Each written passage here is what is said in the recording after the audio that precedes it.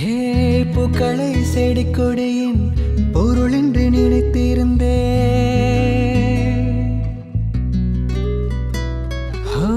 பூக்களை செடி கொடியின் பொருள் என்று நினைத்திருந்தேன் பூவை உன்னை பார்த்த பின்னே பூக்களின் மொழி அறிந்தே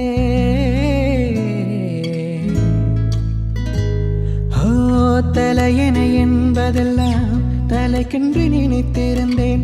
தலைவனை பெருகையிலே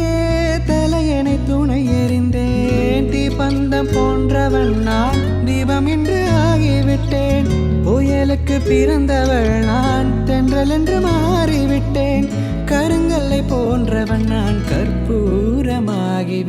சந்திரனை